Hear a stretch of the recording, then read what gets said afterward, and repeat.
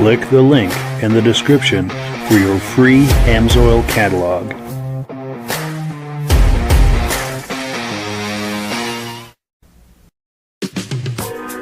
Before we get started, I'd like to give a quick shout out to some of our friends.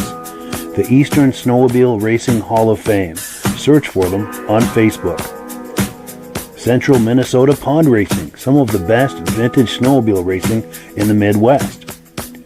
Crane's Snowmobile Museum, 172 Main Street in Lancaster, New Hampshire. The Vintage Snowmobile Club of America Quarterly Magazine. The New Hampshire Snowmobile Museum at Bear Brook State Park in Allenstown, New Hampshire. The Benadim YouTube channel, some of the best vintage snowmobile videos on YouTube.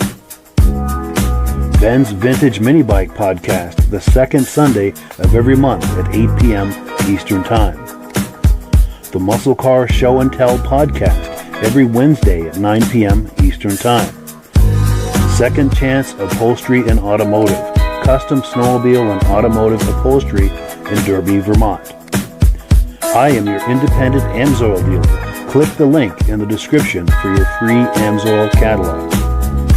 Lastly, if you decide to advertise with the Vintage Snowmobile Podcast, this could be part of your advertising message.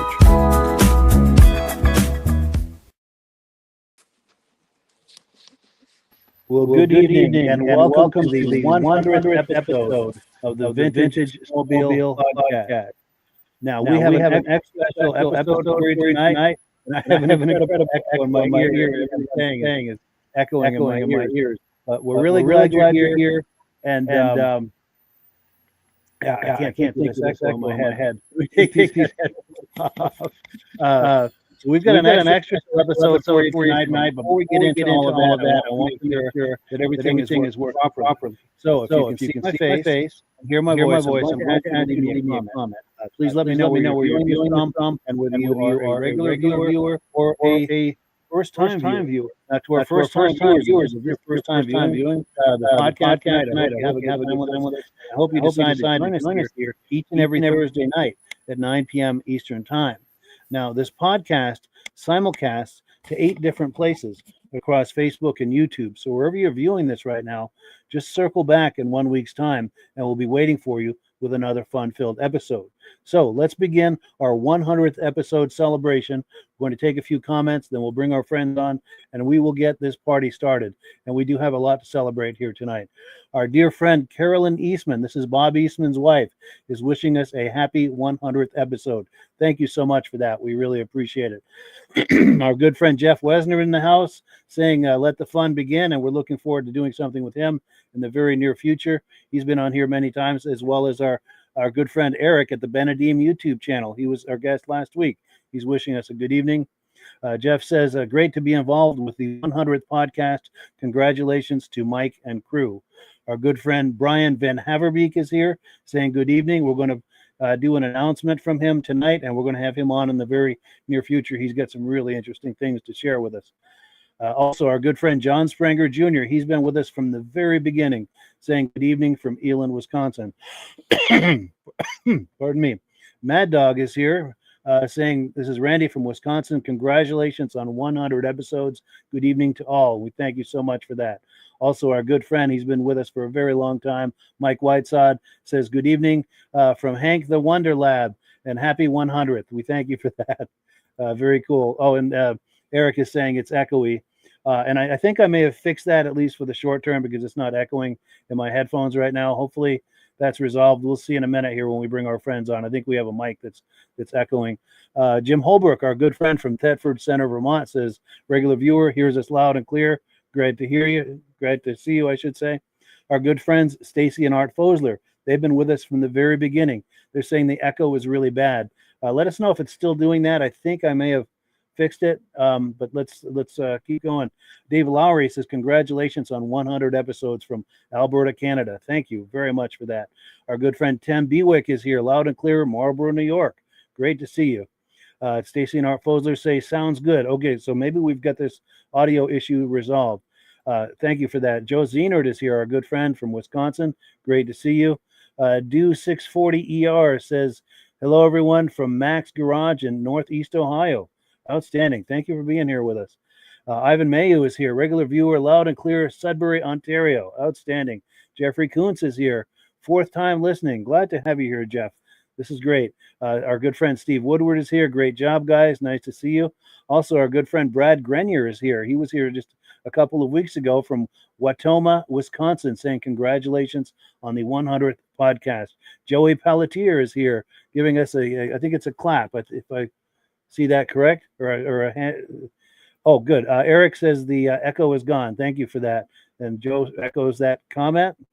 Isn't that ironic? He echoes that the echo is gone. You can't get better than that when it comes to wordplay. Charles Lane says, Charlie from Minnesota, hope for 100 more.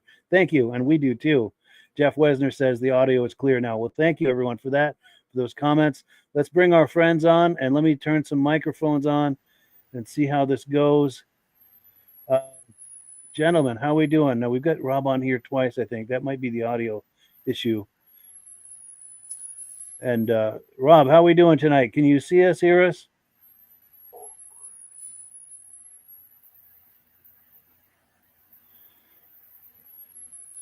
Because we had everybody on with a good connection before we went live, and then all of a sudden things started getting a little kooky.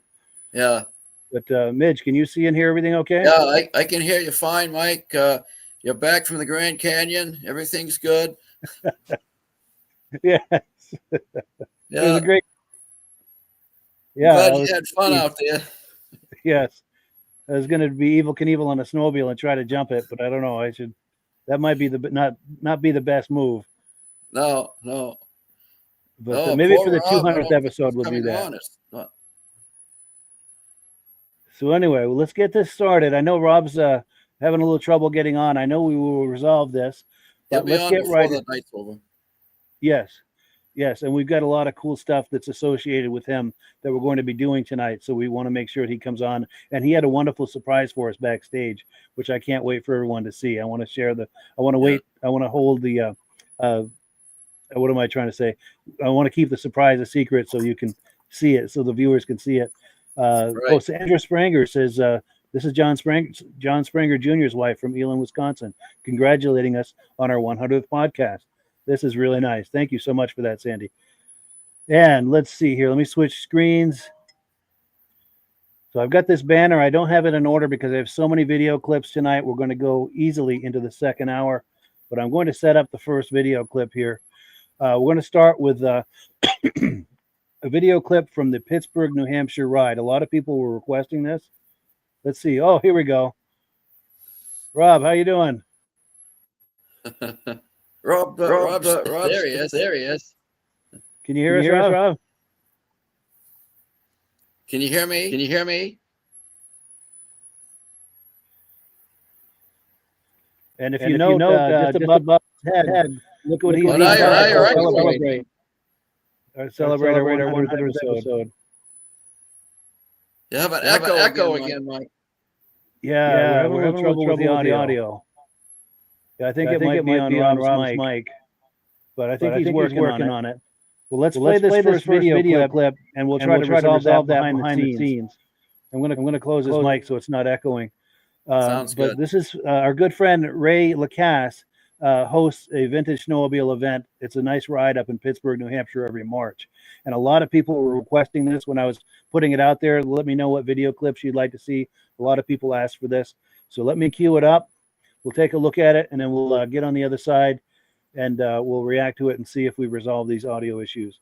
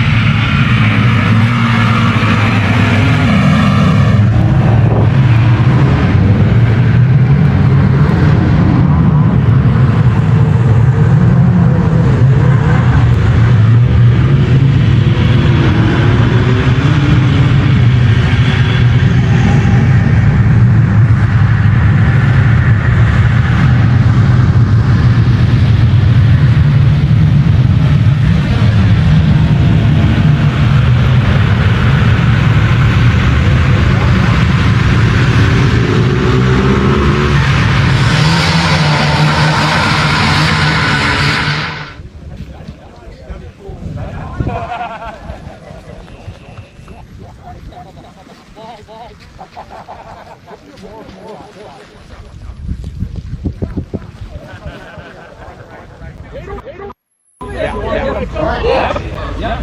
Tuesday show or call one up. Great way on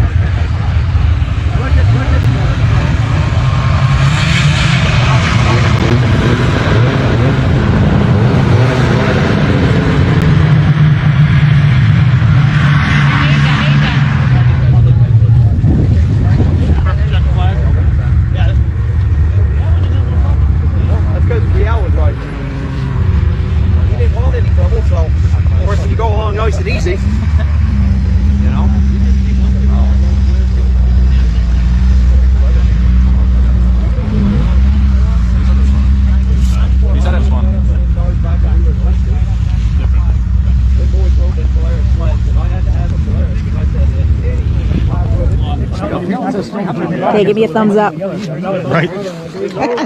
Oh, actually, hold on.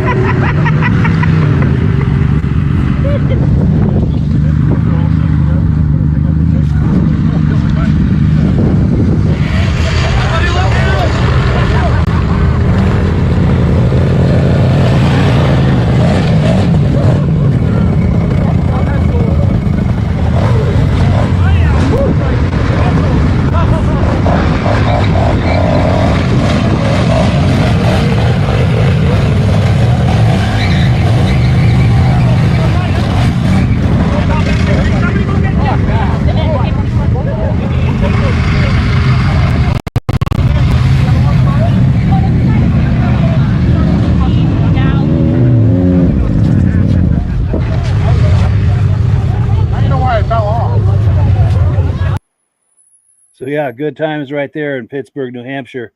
Early March, I think in 2022, our good friend Ray Lacasse hosts that event. And I saw your sled there, Midge. I didn't see you in the crowd there, but I did see your sled. Yeah, I was probably over near the tent there. They were selling hot dogs and hamburgers and stuff, and I was probably over talking to Ray. Sure. Yeah, they got it. There it is, number 25. Right there. Yeah, it's a tribute sled to my friend Mike Beatty. Nice. Who passed away. His stock car number was 25. So, and as a lot of people know, this sled was redone by Mark Belanger back in, I think, 2018 or 2019. Sure. And it was originally a 77 TX, and then it's turned into a 1975 snow sled. Yeah, that's pretty sharp. And it looks even nicer in person. And I think Rob is with us. How are we making out, Rob?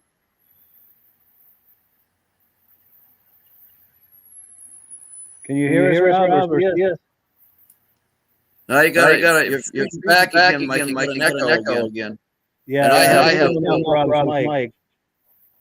Yeah, but I want to see if we can hear him saying anything. But yeah, this is unfortunate because Rob is such a big part of this, and the video clip is associated with him.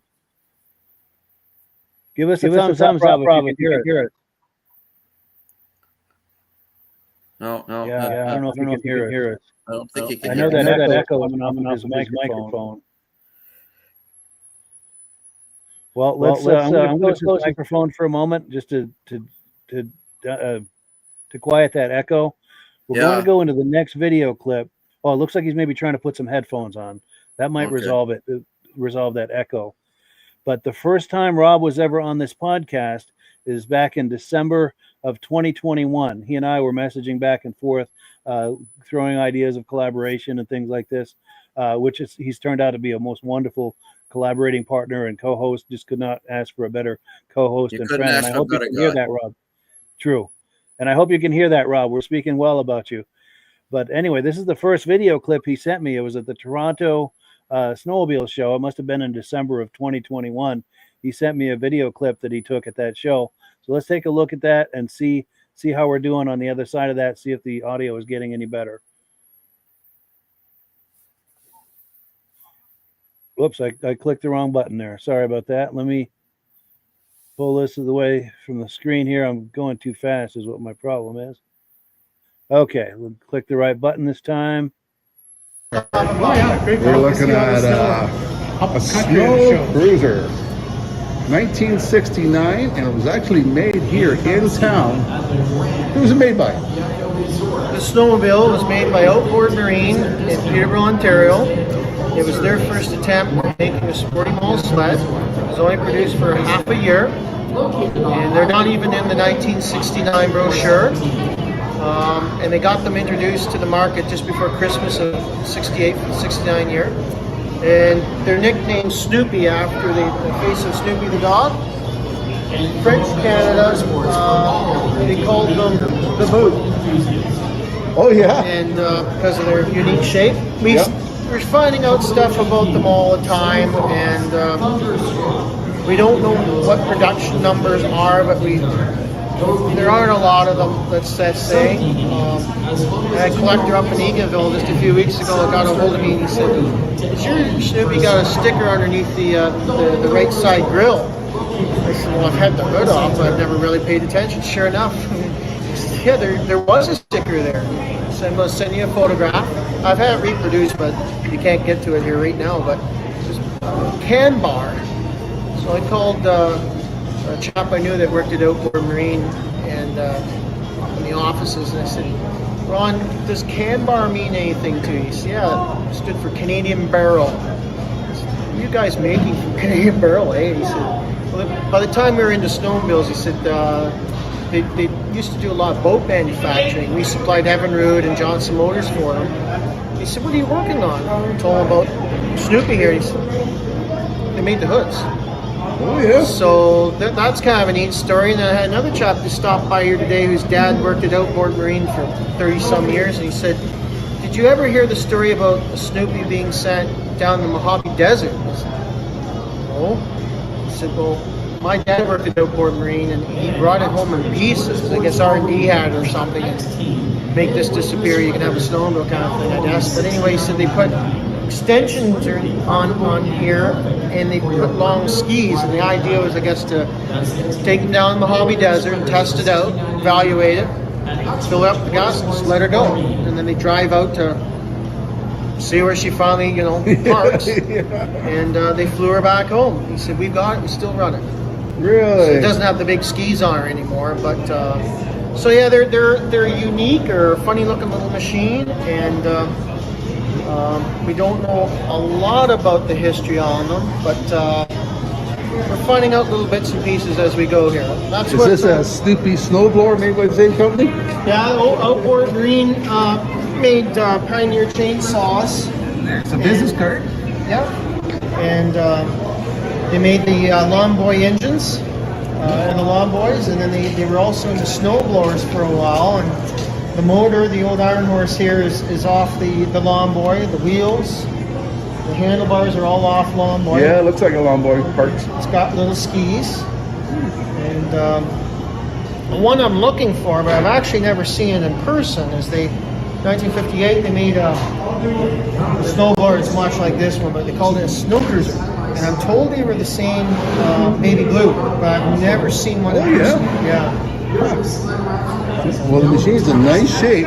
But the unique thing about these machines is that in the States, they finally listened to the production workers, and they did produce an Evinrude Bobcat, a Johnson Challenger, and then even Sears did a contract out for the Hillary, and they're all sporty models based on the JLO. Oh yeah. And the story I've been told is the fellas here in town, R&D, were forever trying to get them to do a sporty model sled. Bean counters just wouldn't listen to them. So when they got wind this was coming down the line in the States, they made their own chassis. Everything was all done in-house here at Peterborough. And ironically enough, this was the chassis that would eventually be used from here on in. Oh. With the twin headlights. Yep. So yeah, we have to be kind of proud about that, because it was our own people here in Ontario that put that together. And some shops actually did race them a little bit back in '69 too. Yeah. In the stock race forms, but I can remember seeing a commercial for them. Yep. Bobbing across the snowfield. Yep. But, well, thank you very much. Thank you for your time. Yeah, so props to our good friend Rob Hilditch, who supplied that footage to us. That was from our first communication, I think 4 years ago. And Rob, can you hear us right now? How are we doing with our connection? Yeah, we're still struggling for a connection with Rob. That's really unfortunate. But he may not be able to hear all the nice things saying about him until the replay when he watches it back. Either later tonight or in the morning, but I want to be sure he hears all the nice things we're saying about him, because as I said, you could not ask for a better co-host or a better friend. He brings a lot to this podcast, Mike. And we really appreciate that. And hopefully he can hear that, or at least will at some point. And the same has to be said about Midge as well. Could not ask for a better friend or a better co-host, and you bring an awful lot to this as well. So we really appreciate that. We met back in 2018, I think, Mike. Yes, I think so.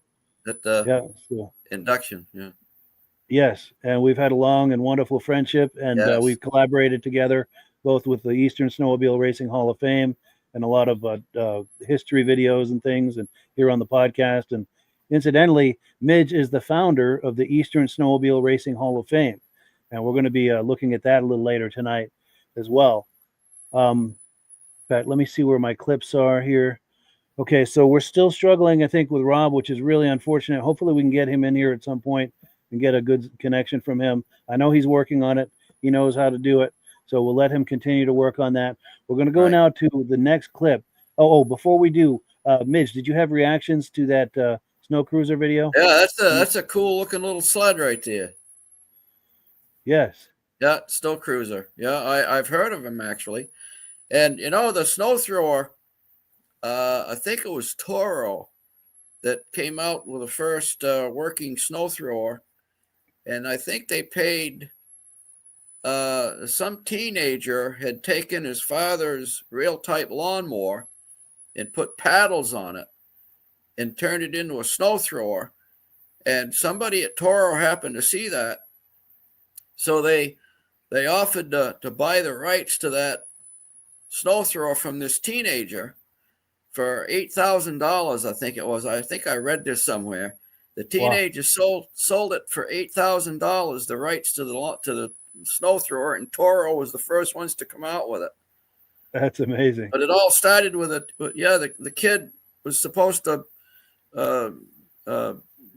shovel out his father's driveway or something like that, and he modified a real type mower. A little bit lazy, and so he thought, if I take this old lawnmower, this old real type push mower was power mower, and if I put some paddles on the reels, maybe I can throw some snow. And he did, and it worked. That's amazing. He might have even improvised a little chute for it too to make it go in certain directions. Yeah, whatever he did, and it was unbelievable. Toro took it up, and the rest is history now. I mean, they're phenomenal pieces of equipment. It's crazy how good they are. Yeah, they knew when they saw that something was going on there. Yeah. Well, cool. So my next video clip I'm going to play is my favorite video clip of all the videos and interviews I've done at shows and this and that. This is my favorite clip, and the reason for that is the whole interview just kind of took on a life of its own. There was 3 generations of the Severy family there, and we got to talking and interviewing them about the sled, and the whole thing took on a life of its own. They had started telling stories and hamming it up and joking around, and it just took on a life of its own. And as a videographer, you know that you're experiencing magic when that's happening. You know, you're capturing something, you know. So without saying any more about it, there's not really any more I can say than to play it and experience it. And you'll probably enjoy it just as much as I do. Let's take a look. This is the Washington, Vermont Vintage Snowmobile Show, by the way. So my name is Jack, and this is my father's sled. He bought it brand new in '78, and paid $1,500 for it. It was the greatest, latest time. We use it. We're still using it today. So it was a real trendsetter, kind of, because we had all old junk before that, Sure. 60s and stuff, and of course it really it's kept everything going to today. It's been a good sled. Still runs great. Grandkids got it. All right, so the whole several generations are enjoying this sled. Yes. Beautiful. Oh, good. He shut his sled off. Good. We'll get this angle from it. We'll get the whole family photo here. Nice. Now, do you guys want to like gather behind him so we get the whole family? Whole crew behind the one, Yeah. one sled that started my Definitely. collection. Nice. So I've got a nice close-up, and then I want to get it back up so I can get the three sleds, get the whole family experience with the three sleds. There we go. And that's rolling his video, but I'll make some stills out of that and send them to you. Perfect. That sounds great. Yeah, I really appreciate it. Anyone else want to make some comments, or? Yeah. Arctic Cat's the way to go. If you own any other snowmobile, you need to shift gears and take up paintball or something. Yeah, horseback riding. Horseback riding, yeah. No, that right there, that 79 Panther, Yeah. I picked that up from my coworker who ran it for years. It was sitting on a trailer that I got with it, that the floor was so rotten that I fell through it. And the motor was just about seized. I was lucky enough to put marble mystery oil, roll it over, and put fuel in it, fired up. I have not touched the carburetor or anything. I put new fuel lines in it, brand new gas, and it runs great. And one of the stories that my coworker was telling me about that sled is that when he was a kid running it around, him and his brother would stack up cinder blocks and put plywood on top of it and jump a 2-lane road with that sled. With this very sled. And that's the third hood that's been on that sled. It's been ran hard, and hopefully this spring, Suicide 6 with their hill climbing vintage snowmobile show, that's going to be on the hill climb comp. Nice. Maybe the race too, depending if they do it. That's cool. Oh yeah. If that sled could talk, huh? Oh, it's had a long life. Nice. Well, at least you're here to talk about it. You know? Oh yeah. That's awesome. Go ahead. And then this 77 that I have, it was my Uncle Steve's. I don't know the story behind that, but he moved out of state, far away, and so it was given to my uncle for storage. And then 2 weeks before this show, I actually got it running, had to pull the motor out, clean up the stator, put it all back together, and rewire the motor. And it's a great running machine. Haven't done anything with the carburetor either. Just sat before ethanol fuel. Wow. It's the main thing. Wonderful. Great Arctic Cat sleds. Absolutely. That is awesome. Any other thoughts before we finish? Oh, good. Vintage Arctic Cats. They are the best. My favorite anyway. Good deal. Well, thank you guys.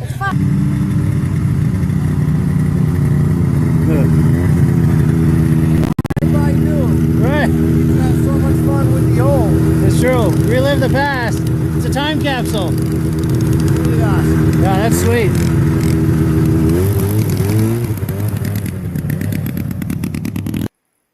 Hello. So yeah, good clean fun right there with the That Severy was, that family. was. Yeah. Yeah. You know, and he talked about putting cinder blocks with a piece of plywood to jump the road. Yes, yes. No, there's a different ball game involved here with jumping the road on a sled with 4 inches of suspension travel versus today's sleds with a foot of suspension travel. There was a whole, there was a whole different genre there. Yes, the jump is great, but the landing is something else. Down. Yes. Well, let me check on Rob here and see how we're doing. Can you hear us, Rob? Can you see us? Hear us? Oh man, he's still struggling. Oh, that's unfortunate. All right. Well, we're gonna going.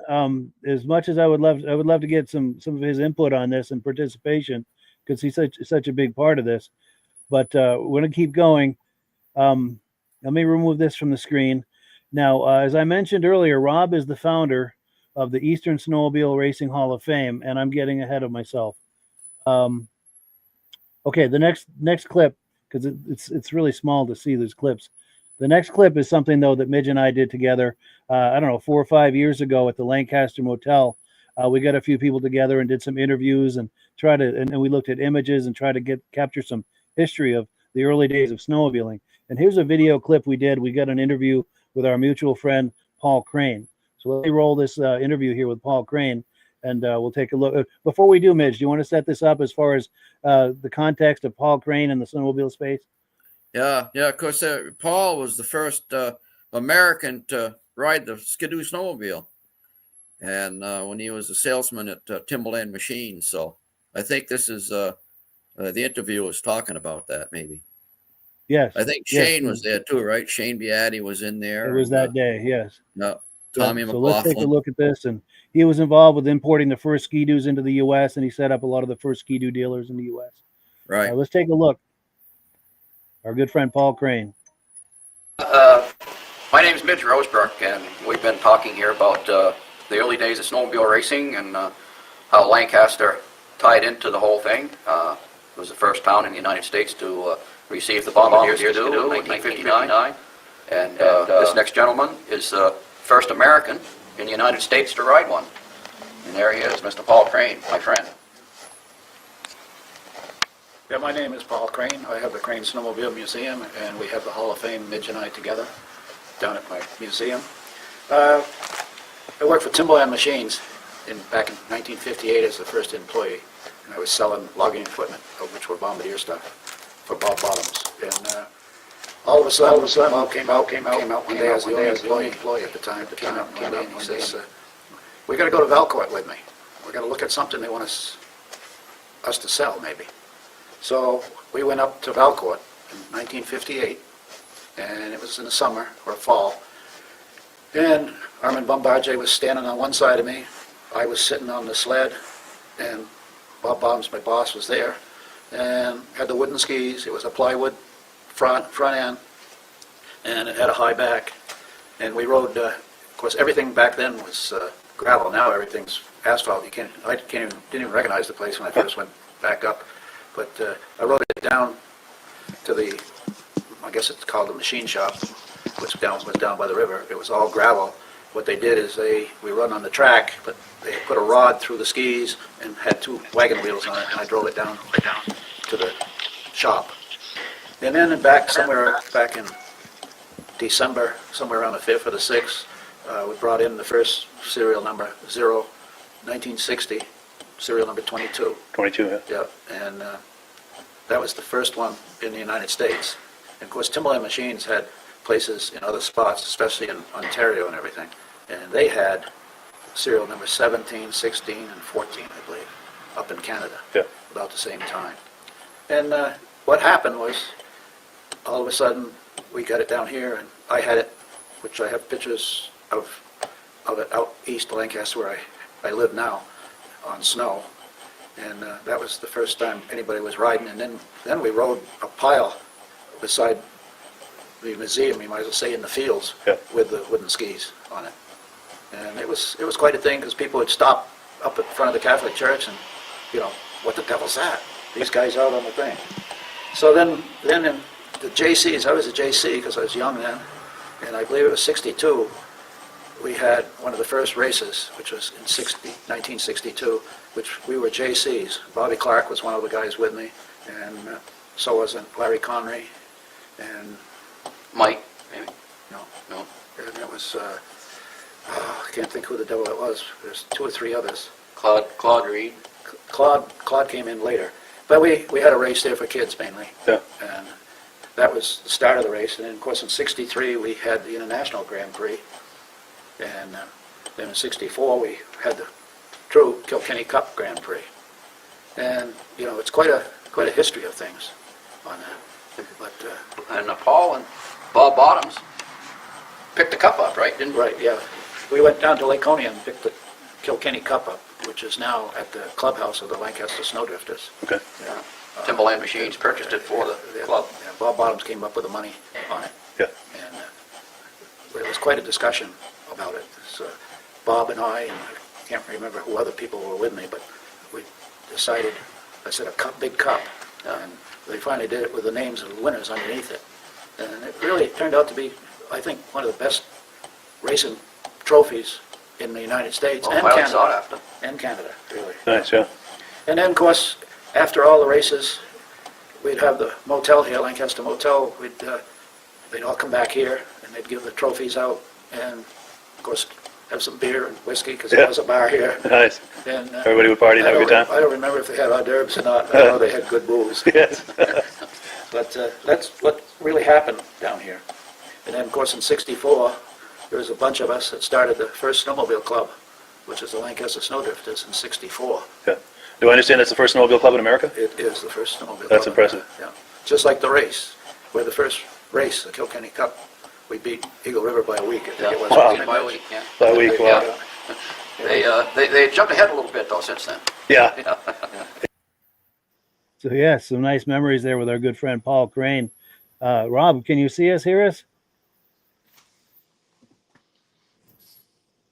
Oh no, so he's still struggling with the signal. Oh, that's no sound. Oh man, that's maddening. Yeah, that's too bad. Yeah, because I really wanted him to be a part of this, because he's such a big part of this. But so reflections, Midge, on what we've been looking at here with Paul. Anything to add to this? Yeah, think about the history in that place where we were seated for the interview. When the motel was the headquarters of the Grand Prix, and then here's the guy that drove the original first Skidoo to come into the United States is sitting in the lobby of the headquarters of the Grand Prix. Yes. You know, it just boggles your mind sometimes, you know, of what we're involved with this deal, you know. It's true. It's true. It's absolutely legendary. The history. Yeah. And of course, we're going to be talking a whole lot more about that coming up, about the Eastern Snowmobile Racing Hall of Fame. And of course, Crane Snowmobile Museum, where he hosts the Crane Snowmobile Show, the first Saturday of every February. Just so many things he has a hand in and has through the years. But let's continue. The next, let me see, the next item is, I was very fortunate that some of our good friends and viewers who've been watching this all along have made some nice video clips for us. So we've got one here from our good friend and regular viewer, Mike Whiteside. He made a little video to say hello to us and to wish us well on our 100th episode. So let's take a look at that. Hey, Mike, Rob, and Midge. Congratulations on the 100th episode. That's incredible. Absolutely incredible. Hank the Wonder Lab and I will be watching, and we'll be right there, just as happy as the first episode that we ever seen. Thanks for everything you guys do. Love the podcast, love the show, love you guys. You're awesome. Have a great day. Carry on. Outstanding. Thank you for that. Yeah, that's cool. Yeah, what a wonderful message from our good friend Mike Whiteside, and we love you too, Mike. Yeah. He's a regular viewer and a wonderful friend, and just really appreciate his. Oh, here we go. Rob can see us and hear us, I think. Oh, good. I had to switch over. There we go. Oh, good. So we can hear you now, Rob, too. Yes. Yeah. Excellent. And I don't know if you caught this, Rob, but this is our good friend and regular viewer, Mike Whiteside, wishing us a happy 100th episode.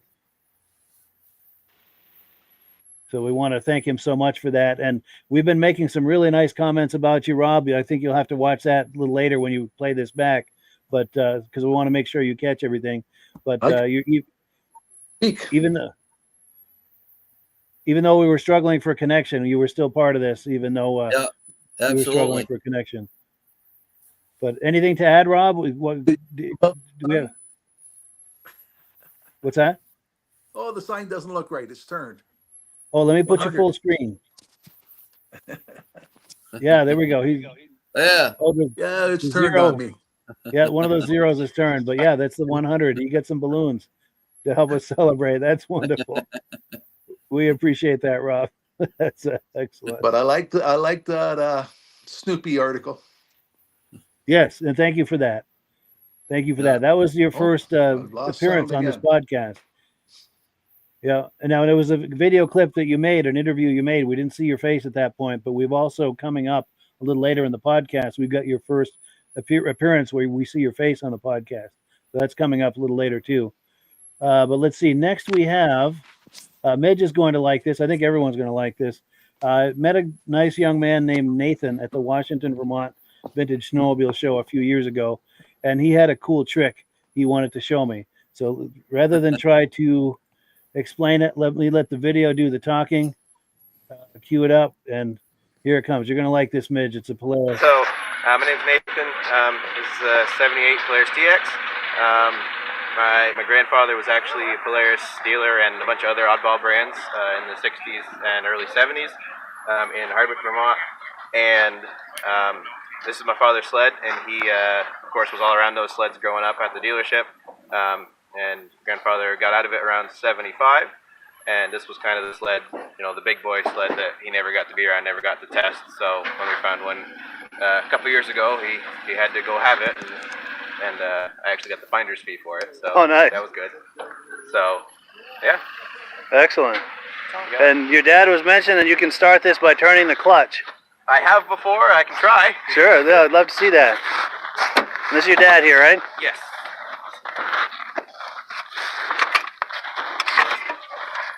I should probably be on this side then, huh? Grab them notches right there. Wow, that's cool. Easy. That's awesome.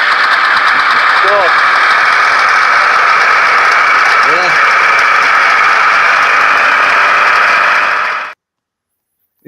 What do you guys think of that? We used to do that. Do you remember Jerry Putri? Yes. Yeah, he sold Polaris.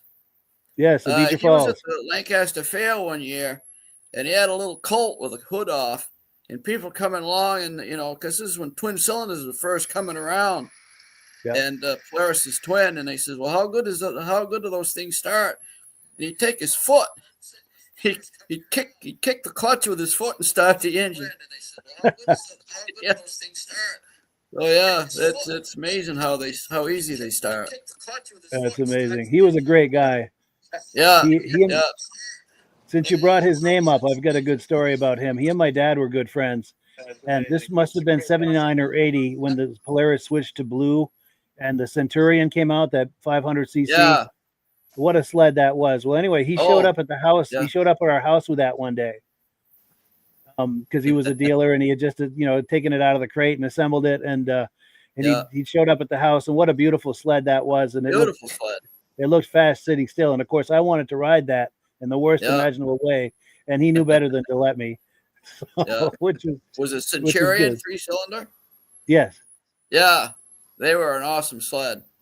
Yeah, and that was a big deal when that came out. But and that was a treat to see that thing brand new right out of the crate show up at our house. Yeah. But, what a great guy. The name Centurion means 100. And so the reason why they named it Centurion is because the sled was good for 100 miles an hour. Wow. Yeah. There you go. Yeah. That was the selling point. Nice. Yeah. So, and another story about him that's not associated with snowmobile, so I'll be really quick. We were all in Florida one time the same winter in the same area, and he gave me a ride to the airport to go home from West Palm Beach to come back to Vermont. He gave me a ride to the airport. Nice very nice. Yeah, super nice guy.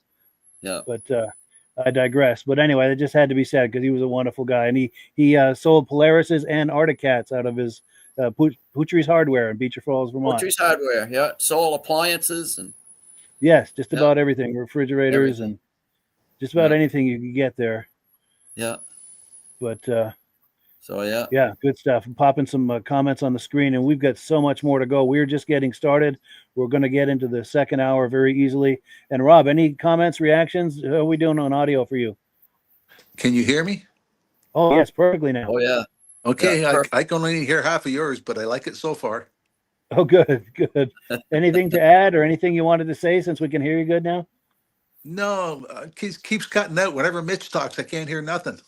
Oh, no. The gremlins are among us Yeah. tonight, unfortunately. Yeah, yeah. Yeah, that's unfortunate. Yeah, we will I think it's Northern Lights are pretty strong lately. So That's possible. Yeah. But we will continue. As I mentioned earlier, Midge, our friend here in the middle, is the founder of the Eastern Snowmobile Racing Hall of Fame. And every September, they do an annual induction ceremony for some legends of Eastern Snowmobile racing. Now, 2020, our good friend, I'm having a senior moment. Paul Lamontagne. Sorry about that. Our good friend Paul Lamontagne was inducted. His induction, the video clip of his induction clip is excellent, but I also caught him for an interview afterward at the Lancaster Motel. They were having an after party there, and he shared some incredible stories with me. And this is only part of what he shared with me.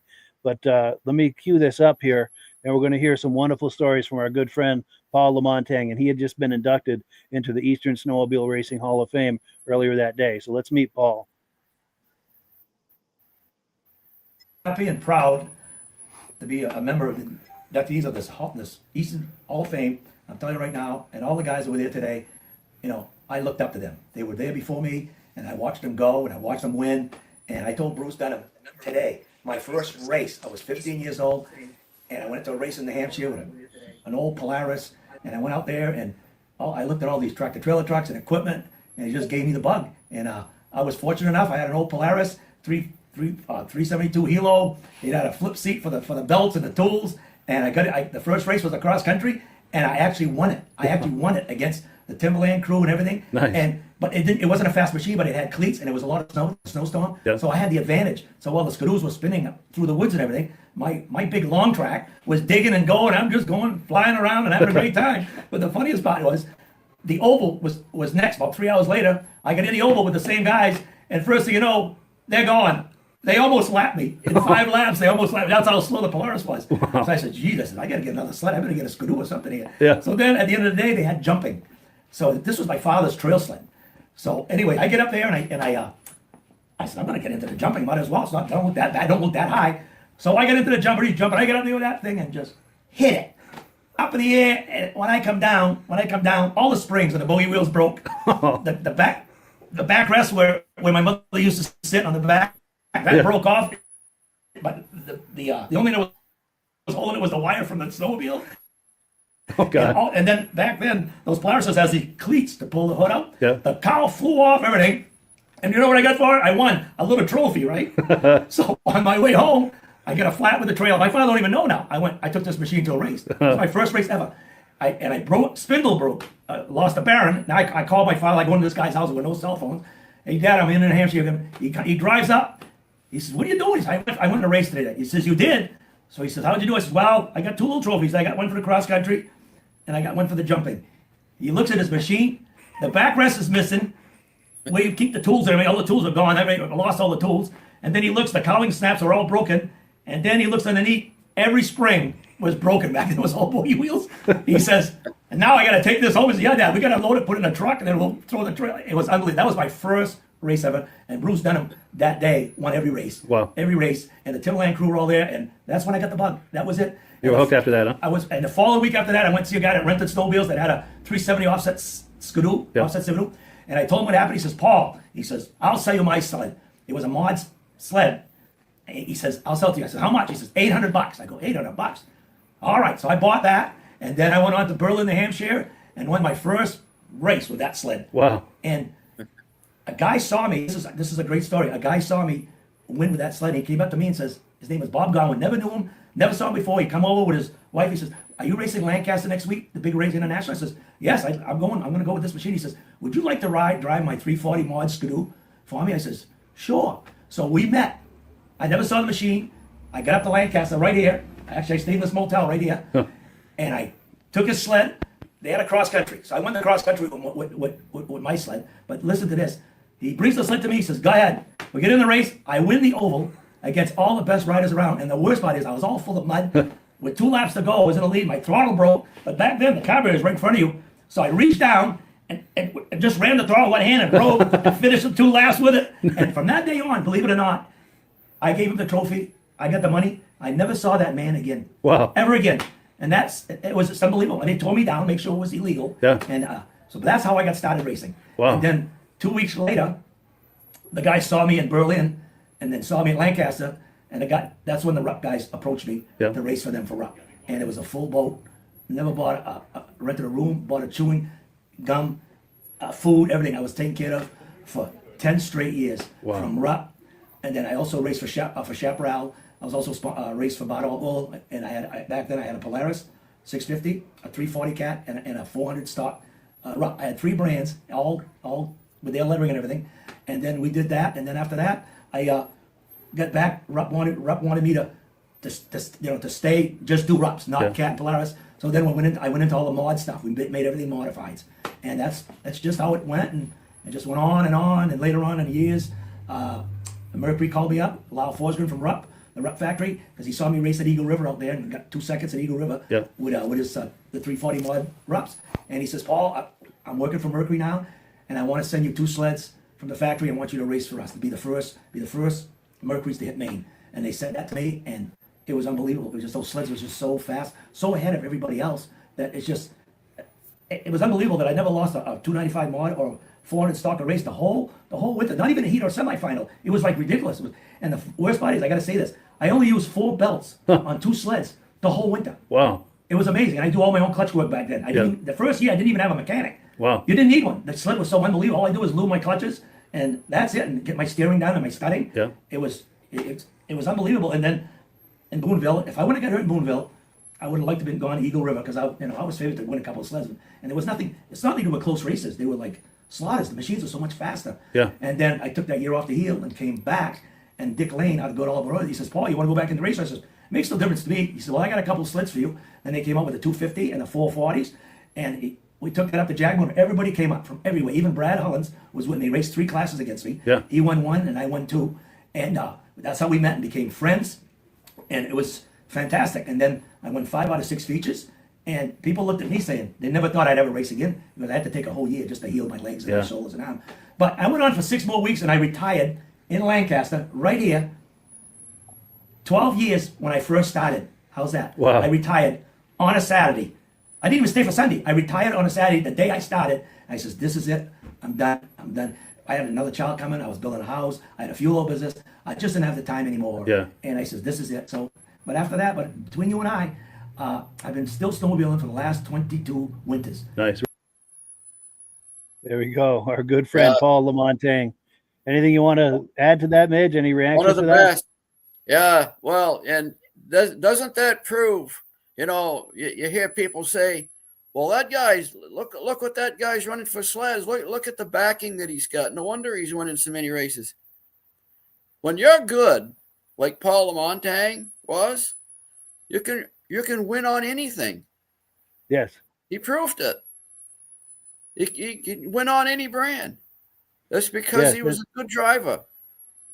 Yes, and even sometimes if you have a lot of backing and you got money behind you, it makes a big difference, but not always.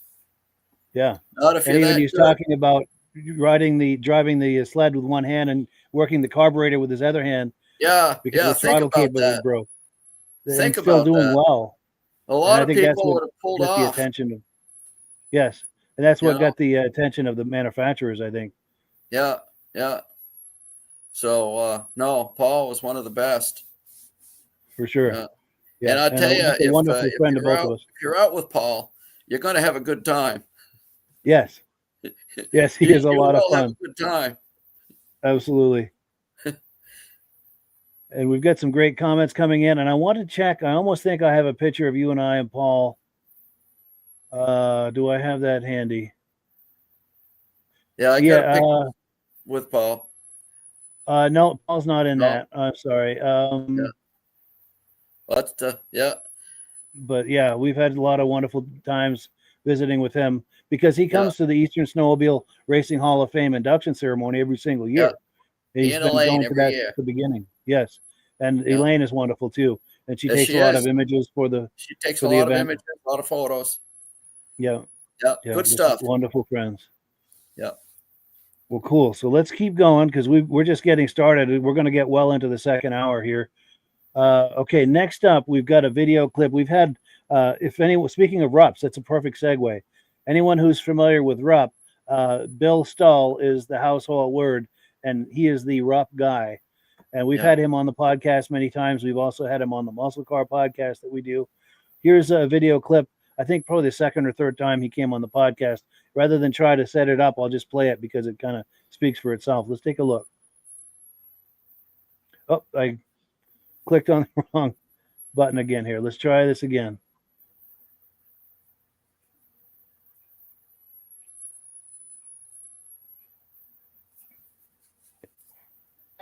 Very good. Wonderful, wonderful. And I apologize. I did not catch your name, Mrs. Stahl. Becky, the voice of Vintage. Excellent. Becky, the voice of Vintage. Please tell us about that real quick, if you could. Can you give us a quick update or tell us about what that means, the voice of Vintage? And if you could, please give us an update on how things are going with the racing at Eagle River. Well, I started back in 2014 doing the races there, and I just went from there. I've been there every year since, I believe, except one. I did announce all last weekend. There was 51 entries initially for the WC race, and then there were 6 buybacks for time trials, and then there was 72 scheduled races just for Friday day alone, and 19 races for the Friday night lightning, and then we had 58 races on Saturday and 29 races on Sunday. So it was a full weekend of vintage racing. Wow, that is amazing. So well attended both with racers and spectators, it sounds like. Yes. Wonderful, wonderful.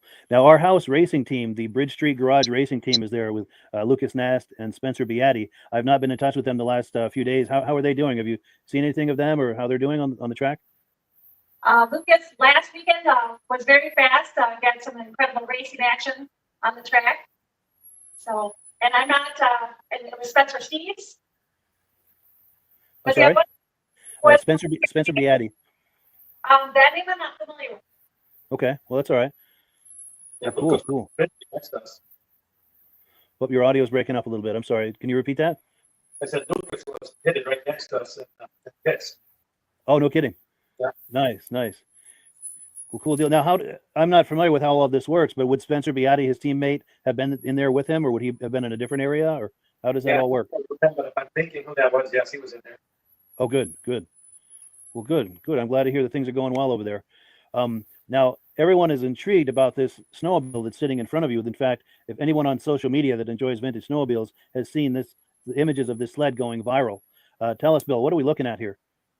So this fall we had a team meeting with me and my guys. We got Will Stull over there, Madam Claire over here behind the phone, and then Becky and my daughter Kim, who's not here, but we just had a team meeting and we decided to build a new sled. So I said, let's start early, and so we're done early in case we get early ice, which, you know, it happens at times. You know, early December we could already be testing. So that was our plan. Well, that all came to a screaming halt the week of Thanksgiving. My whole shop got COVID. Well, we all got through COVID just fine. And but right at the tail end of our quarantine type stuff, I got some pressure in my chest, didn't think nothing of it, and, you know, just being, you know, Mr. Tough Guy type stuff, and I'll get better, I'll get better.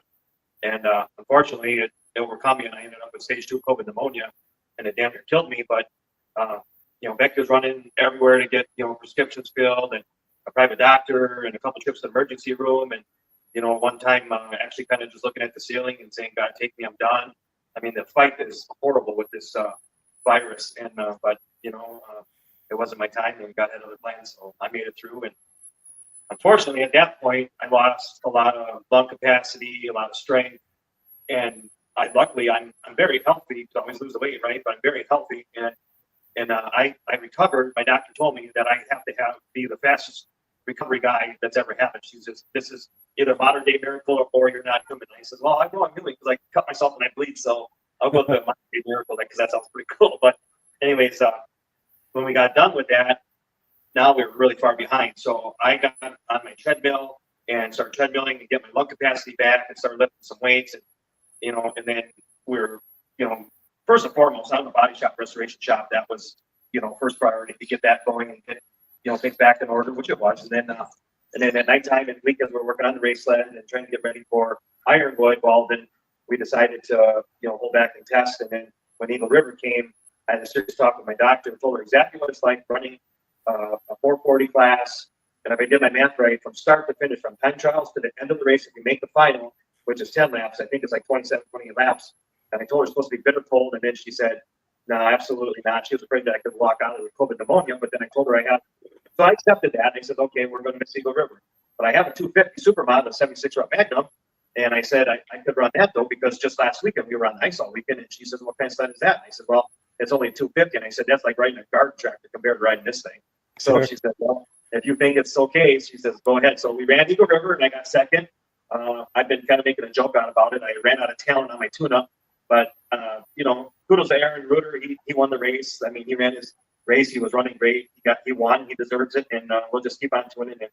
I'm sure we'll get him by the end of the season. What a beautiful sled. Yes. Yeah, and a wonderful guy too. He's been on the podcast many times, and just a great guy. Very accomplished in so many areas. Yeah. And cool. he can make them go. Yes, he sure can. Yep. Yes, and his car restorations are just as beautiful as his snowmobile restorations. Yeah, I saw that beautiful. About a 1960 Ford sitting there. Yeah. Yeah, was that a Starliner? I almost think it's a Starliner. Yeah, I'm not sure. I don't know if it was a convertible or a hardtop. Yeah, but it looked like about a 60 or 61. Sure. Yeah. Sure. Yeah. And while I'm thinking of it, I wanted to do this earlier, but I'm going to do it now. Our good friend and viewer, Brian Van Haverbeek, he's a kitty cat collector extraordinaire. This is one of his recent acquisitions, and he's going to be on in the coming weeks to do a deep dive on this. I'm sure he restored it. He does amazing restorations. So I cannot wait to have him on here in the coming weeks to tell us all about that, as well as show us his other kitty cats as well. He's been on the podcast a few times as well. Wonderful guy, wonderful friend. I saw that on the screen here, and I didn't want to miss that because I promised him we would make a mention of that on the podcast tonight.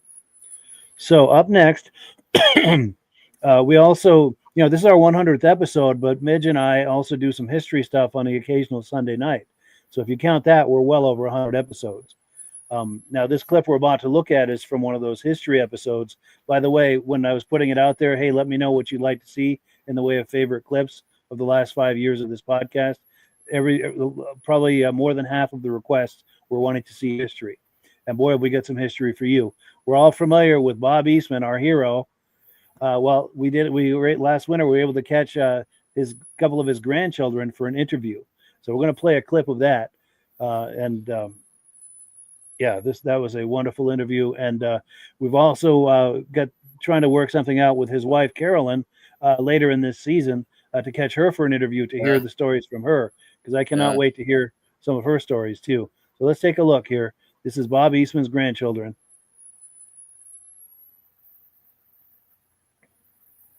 So let's continue the conversation. Now we're going to get into kind of a deeper dive with the Eastman family. We've got Amy Will and her brother Ryan.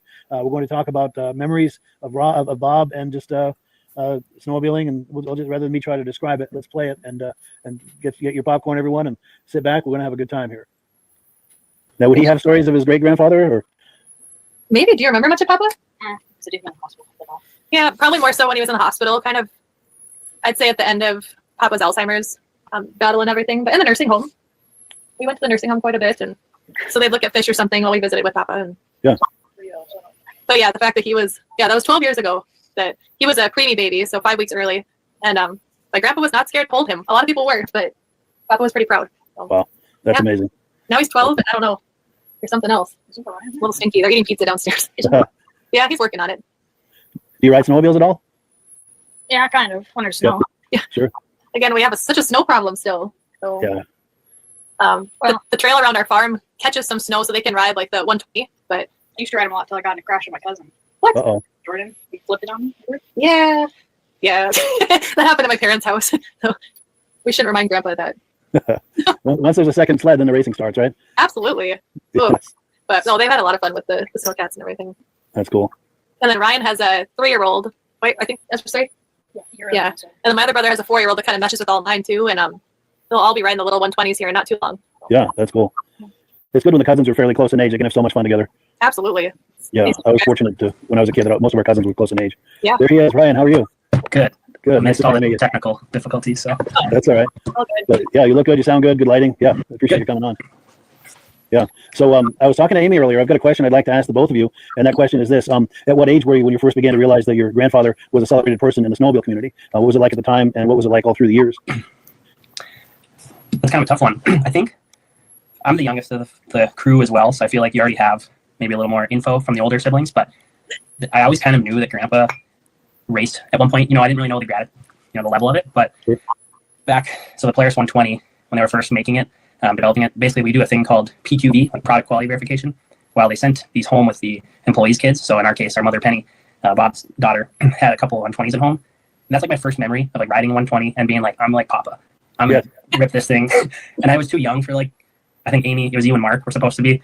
My parents, they would just put me on the field and don't hit anything. But yeah, that's like the earliest memory. So I mean, shoot, I was probably 4 or 5. So I always knew Grandpa raced for a living, but I didn't know the extent, if that makes sense. But even on that first ride, it sounds like you had a sense that you were following in his footsteps. Yeah, well, and so maybe Amy mentioned this, but Papa was pretty like very detail-oriented guy, and like safety was like number one. So there's a little bit of paranoia there too. I'm like, Papa's watching. I didn't mess up. Yeah, better do it right. So, but yeah, at the same time, I was like, I'm gonna show Papa how fast I can go. So a little bit of opposing motive there, but yes, absolutely. That's cool. And all through the years, Ryan, what has that been like for you as you got older and understood that legacy more and more? Yeah, I always looked up to Papa a ton. Honestly, like maybe Amy mentioned it, maybe, but we knew him as more farmer Papa than like racer, but we still knew he raced. And I always enjoyed, I think, earliest memories, again, like the 120. I think we got 4-wheelers, then dirt bikes, and then eventually I started racing motocross. And that was where the light bulb went off and like doing my own reading of like, oh, Papa was a big deal. Like, so, and he would never tell us that.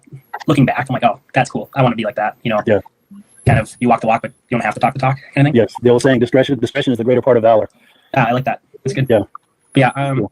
It probably took till like honestly late high school for me, because in Roseau, I think everyone's kind of like, oh, Polaris, it's every day, it's nothing too crazy. But then my first internship at Polaris, you start getting like out of towners working at the plant, and they're like, oh, you know Bob Eastman? And I'm like, because with last name Erickson, people don't always make the connection. Sure. And so it's kind of fun they pull back the layers, and equally I get to like understand just how important he was to maybe someone when they were young.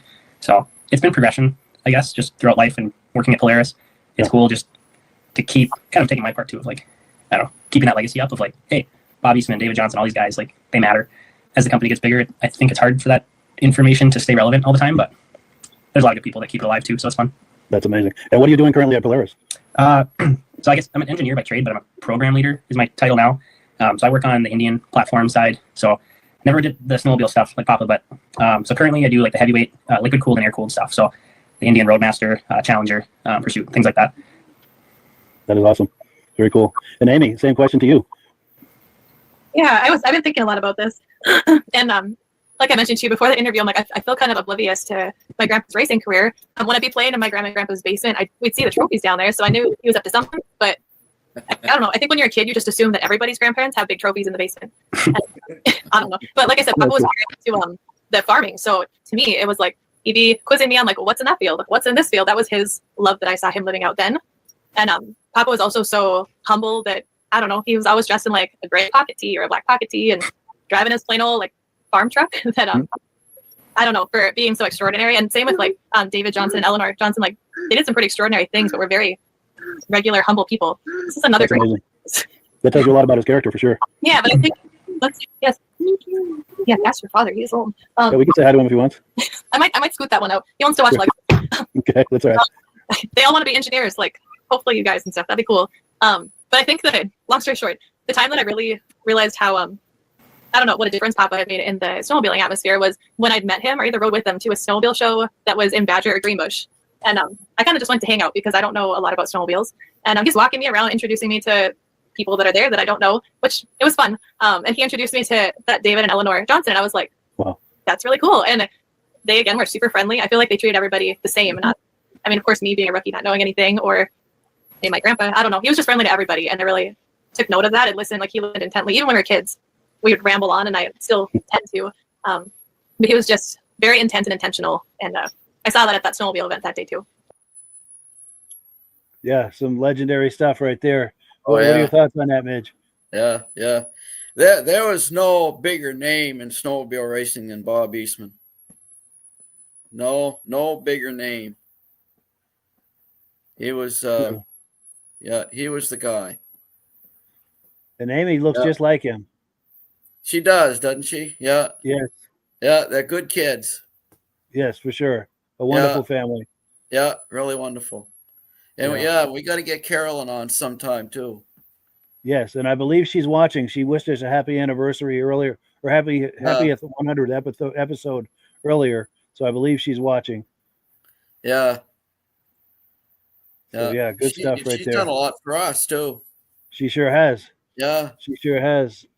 In fact, now that you mention that, I'm going to switch hats for that very reason. This hat came from Carolyn Eastman, and that shows how gracious she is, because she's of course their blood runs Polaris through to the core, but she knows Right. I'm a cat guy.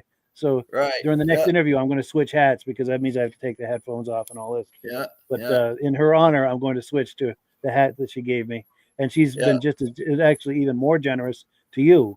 Did you want to comment on that? She was so generous with us and with the Hall of Fame. Yeah. Unbelievable. Yes. Yeah. A wonderful woman. Wonderful. And a wonderful family. Yeah. Well, cool. Well, let's keep going, because we're just getting started here. We're going to go well into this second hour. During the first season, we had a wonderful episode, and I say wonderful because myself being a cat guy, my blood runs Purple Panther lube, or Purple Power lube. So there's a collector out there. His name is Robert Palmer, and he collects. If you remember, all of the clothing and accessories that Cat was making. They did it at a level that no one else was doing. It was wonderful. He took me on a tour of his whole house. He had it spread out across his whole house. He had been all day setting it up too. Yeah. So we're going to take a look at just like 5 minutes of this. And for a cat guy, I was just in absolute heaven watching this. And at a certain point, I told him, if heaven's not like this, I'm not going. But let me cue it up here. And all the cat lovers here, get your bib on, because you're going to be doing some drooling watching this. Yeah. Yeah. Waiting for it to load. Here we go. We've got our good friend Bob Palmer. Let me get your mic on, Bob. How you doing, Mike? Bob? Good. How are you? I'm doing great. I'm really glad to have you on. Now, I understand you are a collector extraordinaire of all things vintage Arctic Cat from the early 70s. Wonder if you could fill us in on that. I do my best. I started collecting heavily about 12 years ago, and it just spiraled out of control. And next thing you know, I filled up just about every room in my house, and I'm still looking for more. That's amazing. You're my kind of guy. Yeah, I love that vintage stuff from the early 70s, especially the cat. There's something amazingly special about the cat paraphernalia. Now, I think you had a story about this jacket you're wearing. I wonder if you could tell me about that. This jacket that I have on now, it's the Icelander coat. This one here was still in the box, and we'll get to the other Icelander coats when we work our way up to the loft, because I really have a special one to show you. Wonderful. Wonderful. Well, why don't we do this? I'm going to turn the camera around so you've got the full screen. I wonder if you could give us the narrated tour. And as people are reviewing this and have comments or questions, by all means, please leave comments for us in the comment section. So yeah, as you're turning that camera around, once you get that turned around, I'll switch it so you've got the full screen here. Do you want me to turn it around? Yes. Yep. Like we did a little earlier. That way you'll be able to see your screen and there we go. Perfect. That's wonderful. I'm going to put you full screen. Okay. Outstanding.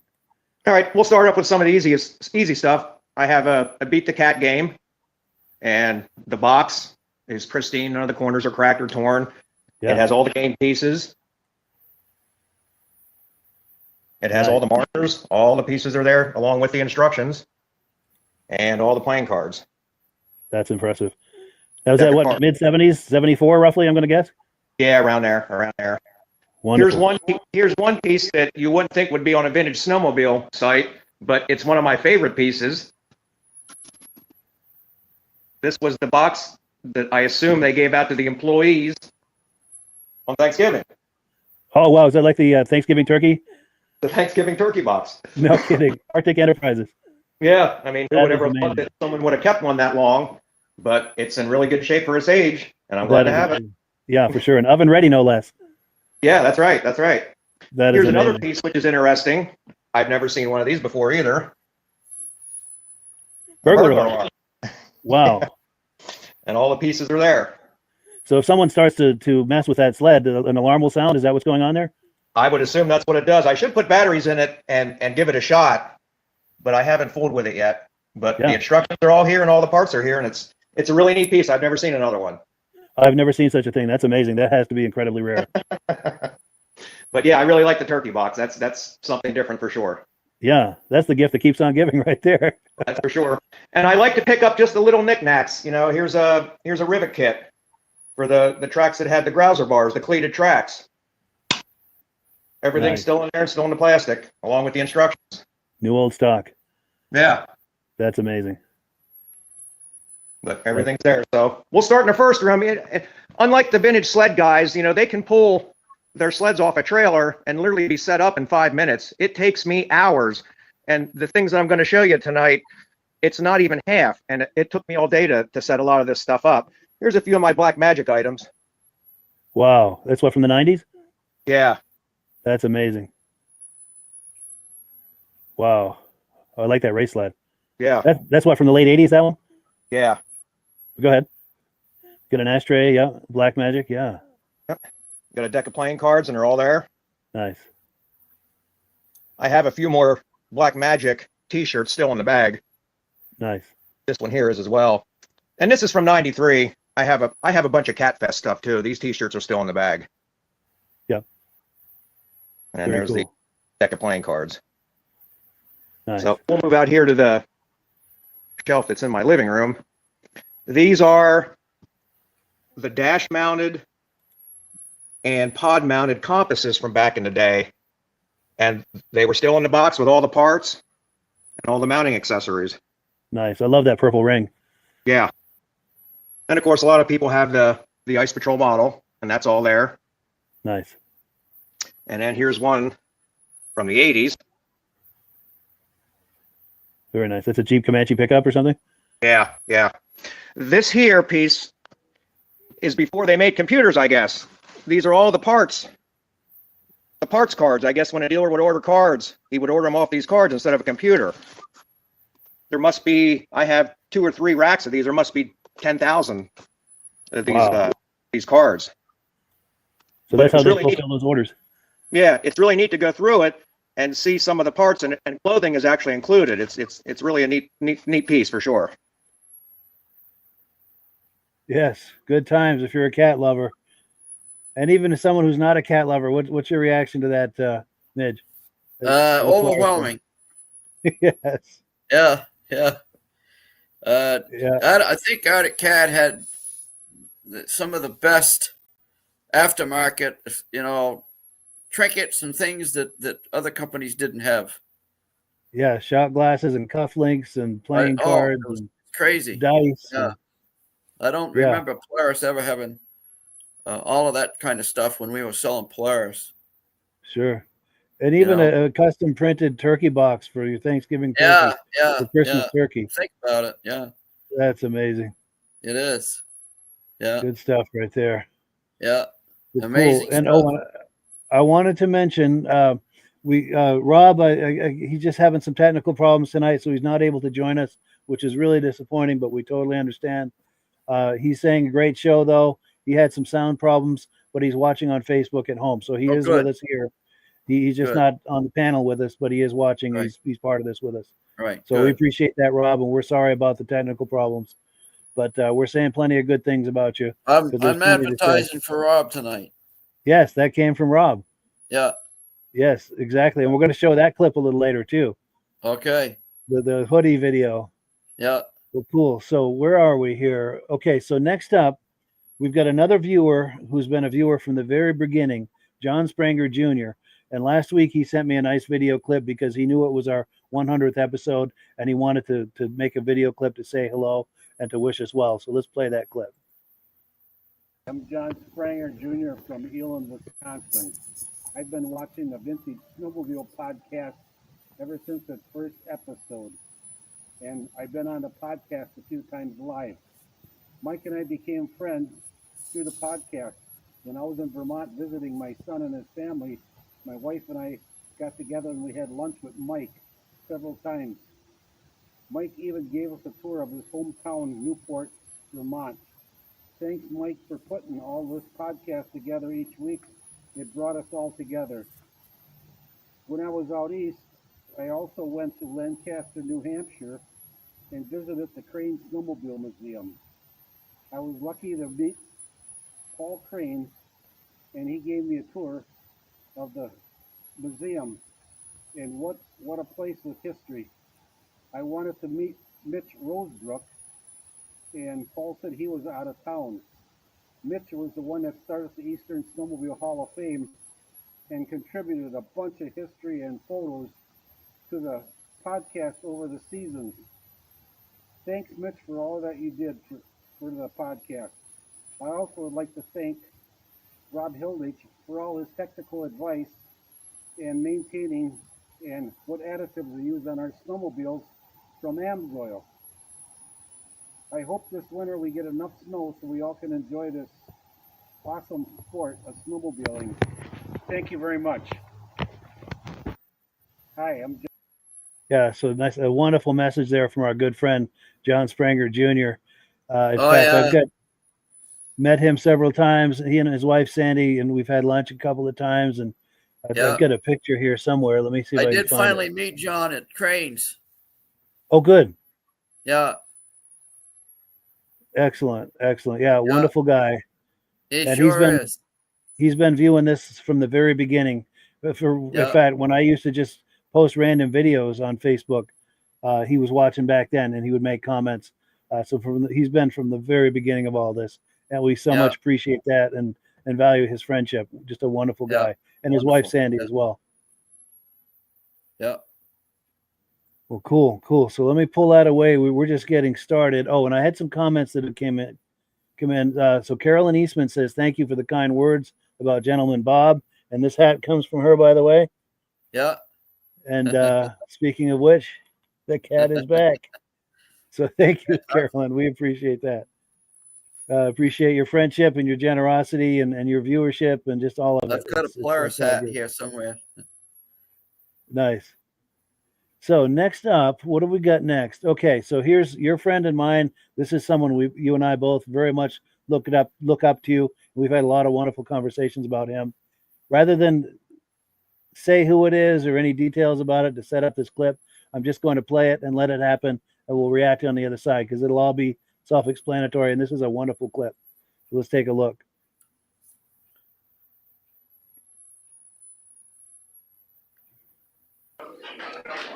Mr. Calvin Reynolds.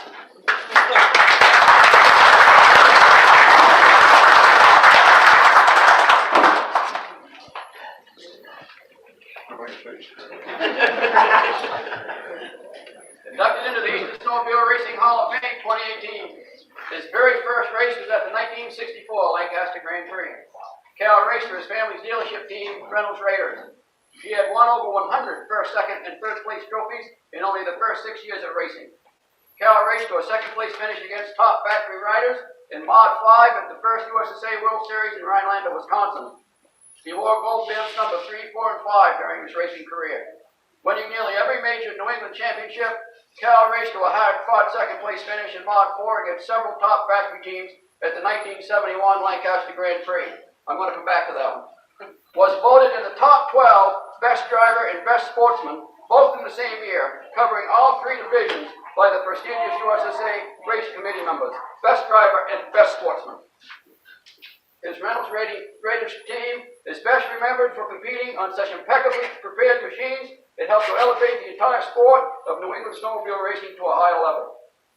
This is the best photo. Cal, let me tell you something about Cal Reynolds. Cal came in with a file box full of memories. And for every memory he had of himself, there were 3 or 4 memories of his friends and competitors like Conrad and Bruce Dunham. I had a hard time finding stuff on Cal. And the best photo that we could come up with in all that stuff, and one that I wanted because it said Reynolds Raiders, was the only one that said Reynolds Raiders on his jacket. And fortunately, it came out of an old newspaper clipping, and my wife brilliantly it was a yellowed newspaper clipping. So she did a very good job of that. If Cal wants to come up with a better photo, put it in. But I tell you, this is what we saw. Every Monday morning newspaper, this is what we saw. So, and I want to go back to the part where he won second place at the 1971 Grand Prix. I'll tell you who won it. It was another Mainer. His name was Conrad Rollins. Now, I can tell, Bob Martin can tell you just how bad the 71 blizzards were. The 71 blizzard had a 27-inch ski stance. And the three-cylinder engines were wider than the ski stance. Not only that, the engine sat up on top of the tunnel. It was top heavy, it was narrow, and honestly, Cal was competing against most of the major factory teams at that Grand Prix. And to come in second on that sled says a lot about his driving ability. Because Polaris clearly had a better sled that year. They had a 34.5-inch ski stance. The engine sat low down in the tunnel. And Cal did very well to come in second place.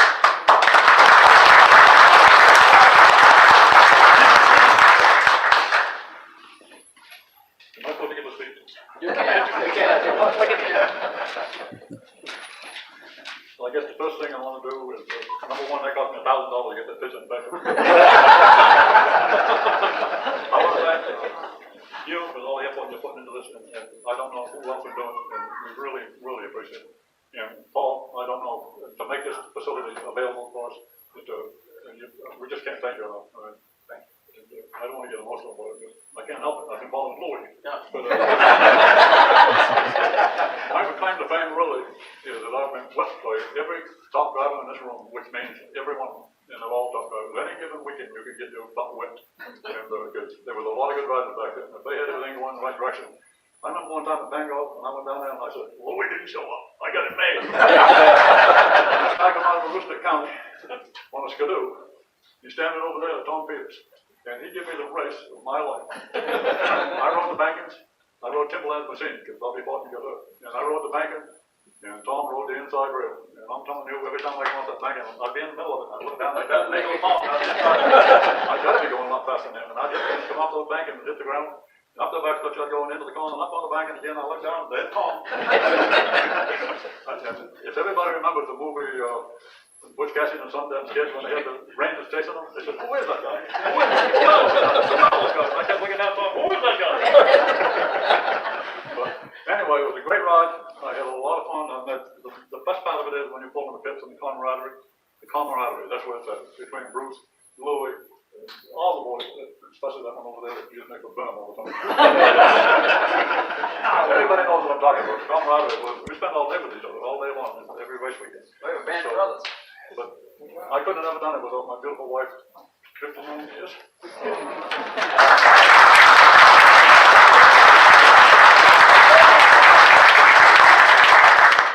She's imported.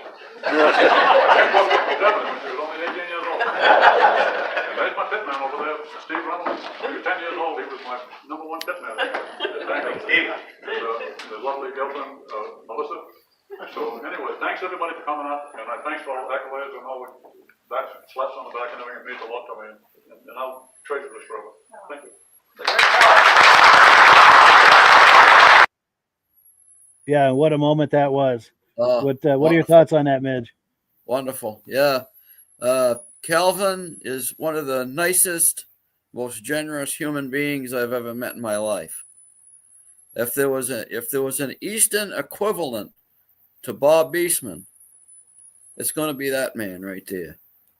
I would agree with that. Yes. Yeah. That's Calvin Reynolds.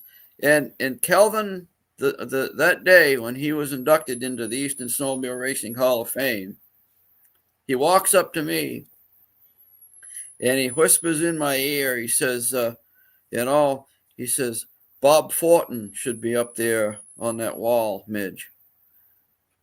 And I says, well, Paul and I were talking about that, and we were thinking that we should maybe do the ones that are still living first, and then do the ones that have passed away, after we get some of the ones that are still with us so that they can enjoy this, because of course everybody was getting older, and he says, Bob needs to be up there more sooner than later. So with that, I just talked to Paul, and from then on we would do 4 people that are still with us, and always do one that had passed away. And the next year I did Bob Fortin. That's the type of guy that Kelvin is. Thinking about somebody else at his own induction. Thinking about others. Yes. Yeah. Thinking about other people. Yeah. Yeah. Truly classy guy. And I was able to catch him for an interview afterward, and just a wonderful interview and wonderful guy. Yeah. Yeah. Yeah. Couldn't agree more. Yeah. No. And incidentally, in case people didn't put this together, Midge is the founder of the Eastern Snowmobile Racing Hall of Fame. And that's the co-founder on the right there is Paul Crane. But good stuff right there. This is our second induction here. This was only our second induction. 2018. Yeah, there's a lot more of them on the wall now, people. If you want to come in at Paul's museum, there's a lot more plaques on the wall now. Yes. Yeah. Now, in fact, we had to move that Skidoo sign further to the left and move everything over and make more room. And then we have them across the wall behind Calvin there as well now. Mike can tell you that. So. Yes, the wall is very, very impressive now. There's a lot of people up there. Yeah. Yeah, it's really turned into it's kind of taken on a life of its own, the whole Hall of Fame experience. Yes. Yeah. So next up, we've got the first appearance that Rob made on the podcast. And you probably noticed that Rob is missing tonight. In case you're just joining us, he was having some technical problems early in the podcast, and we just could not get them resolved, which is really unfortunate. But he is watching from home. So I want to make sure he sees this.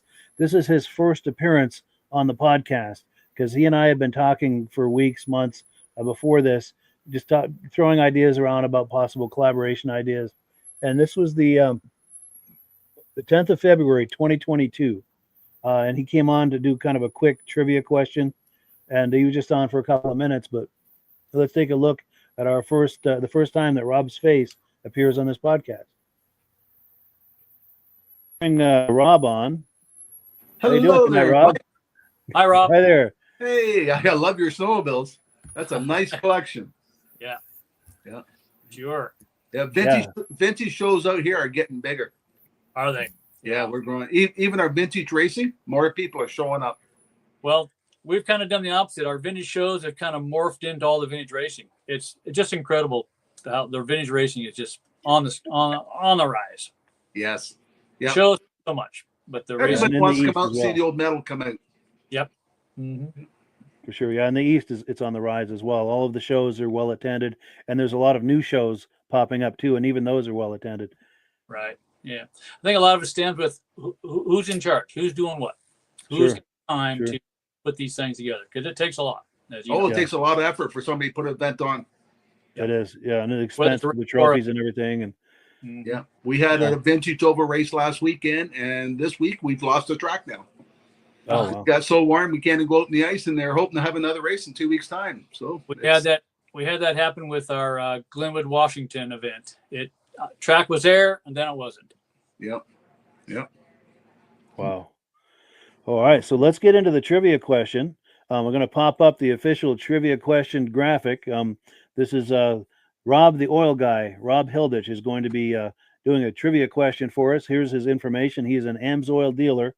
So if you're in need of some AMSOIL products, this is the guy to call or email. His number and email address is there on the screen. Plus, there is a link to his website in the description. So we do encourage you to patronize him. And let's go right into the trivia question. I'll let you ask the question, Rob. Okay. When we started this question out first, we had a little bubble. There were some people that we thought that might have been in this category, but not. So maybe you can figure it out. We want to know what 2 pairs of brothers have won the Eagle River race in the pro class. Now, there's probably some people in the junior class that were brothers, but we're just doing the pros. And it's got to be 2 brothers. And we went back from day 1 right up till this year's. So if anybody can figure out that, send it the money. And we're going to put up a couple of prizes for the people. First, one of the prizes, we're going to send them. Oh, let me change screens here so we can put that full screen. There we go. There's This one is what prize. we're gonna win. We're going to mail one of the people a hat. And since it's still winter, the other person's going to get the Amsoil toque. Nice. Nice. And if anybody wants any decals, just send a message. We'll send you decals free. Nice. Anyway. So anyone who knows the answer, we're going to ask you to leave the comments in the comment area, and we're going to go through after the end of the podcast and take all of the winners, and we're going to pick the top 2 out of the hat, so to speak, and those are the 2 people who are going to win the hats. And we'll ship the prize right to you. Absolutely wonderful. And then I'm going to pop your graphic up again. Let me just scroll over to it. So if you are in need of Amsoil products, this is the guy to call or email. And you can also visit his website. There's a link in the description. We encourage you to patronize our good friend, Rob Hilditch, who's kind enough to come on here with some prizes and trivia questions. And yeah, we really appreciate that, Rob. Okay. Good luck in answering those questions. All right. Well, thank you so much for coming on, Rob. Keep up the good job, Mike. We enjoy your show. Well, thank you so much. Nice Thanks for coming meeting on. you, Jim. Bye-bye. Yep. Cool. Yeah. So that is Rob's first appearance on the podcast, and we very much appreciate that. And he's been with us pretty much since 3 or 4 years. I'm too lazy to do the math in my head, but he's been with us for a long time, and hopefully continues to be for a very long time as well. Now, as you can see, we're having connectivity issues tonight. Let me make sure that I'm still connected to the internet. It looks like I am. We've lost Rob and Midge. So it's just yours truly here tonight for the 100th episode, which is really disappointing because I wanted to celebrate it with them, but at least we have the viewers to celebrate this with. So the next clip we're going to look at is part of a history video that Midge and I did with legendary Eastern racer Claude Hebert. So we're going to play this clip, and we're going to learn about Claude Hebert, and a lot of this will speak for itself. I could give you his backstory, but he's about to give it to us. So let's take a listen on this.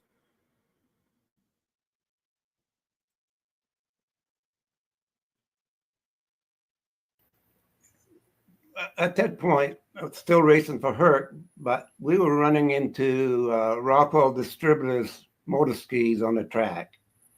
And after beating their sleds, Bob Morrill, the president of Rockwell, approached me to see if I would go to work for him, and which I did, because the job entailed racing, number one, and being a salesman in New Hampshire and Vermont.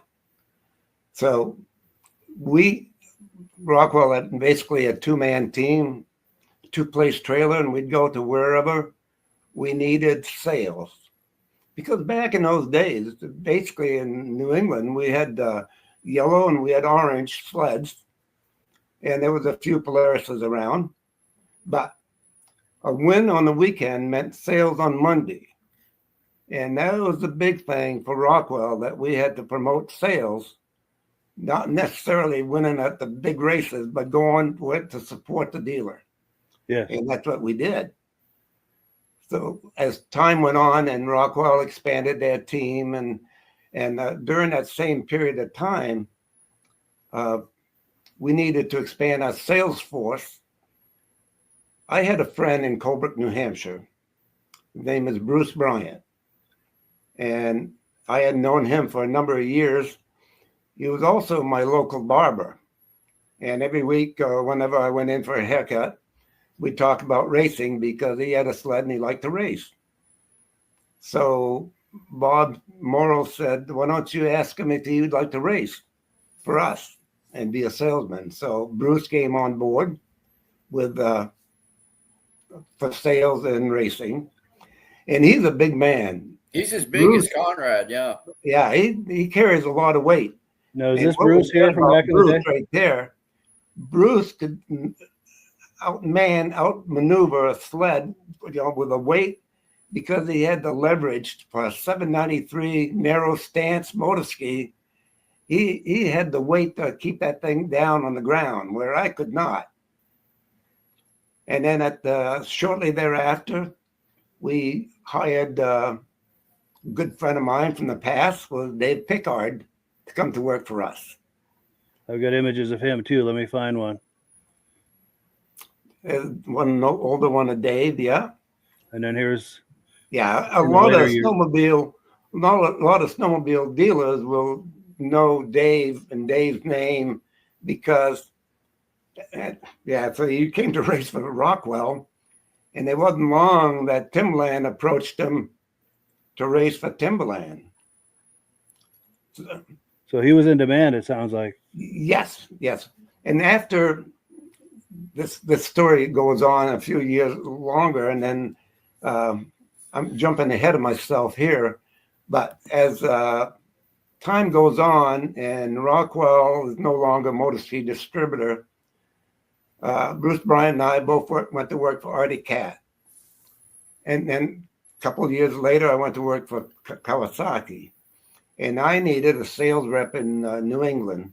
Well, Dave came to work for us on the road in New England. He was also with Chaparral.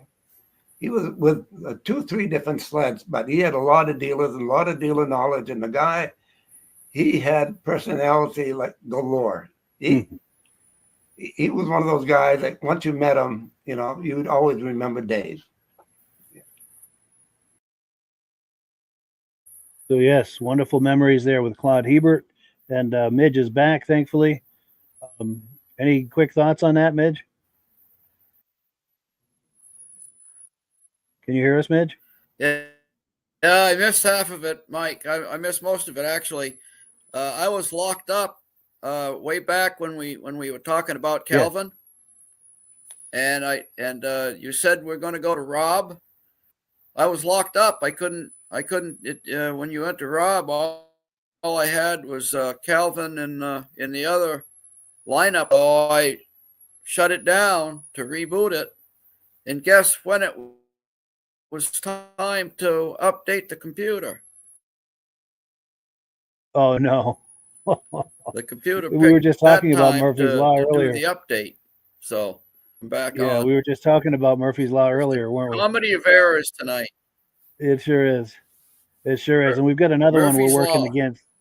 We've got another one we're working against too, and that is the time. We've got about 15 minutes left, and I've got 2 more video clips to do. So we're going to hustle through this, if you don't mind.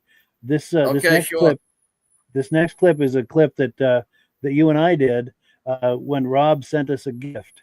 So rather than tease you about what's the gift, let's just play this clip and we'll react on the other side. Okay.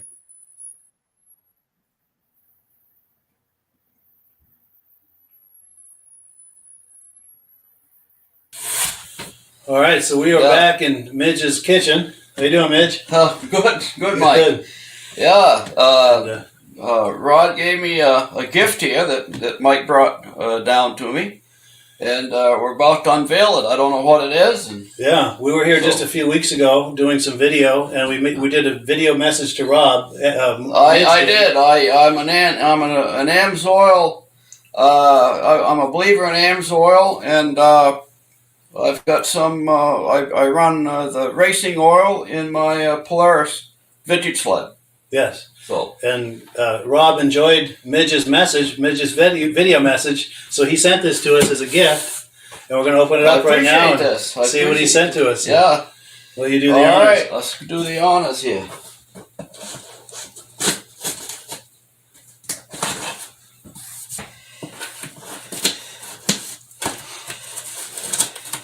There you go, Mike. Cool.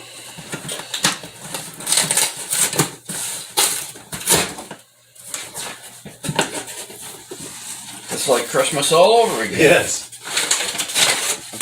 Oh, wow. Oh, wow. Man, look at this. Wow, look at that. Oh, look at this. Wow. Yeah. Wow.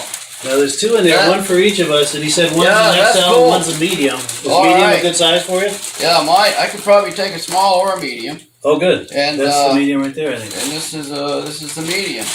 You want to put what? XL. Okay. Yeah. Say we put them on and yeah, let's try it. Show them the merchandise. Absolutely. Yeah. Thank you so much to Rob. Yeah. Yeah, Rob, thank you very much. And there we are. Oh yes, let's Yeah. get a shot of us. Oh, hoodies. Yeah, it's a hoodie. Look at me, dear. All right. Nice. Okay. And we'll put them on. Yeah. Oh, nice and warm. Don't you wish you had that earlier? Yeah. Yeah.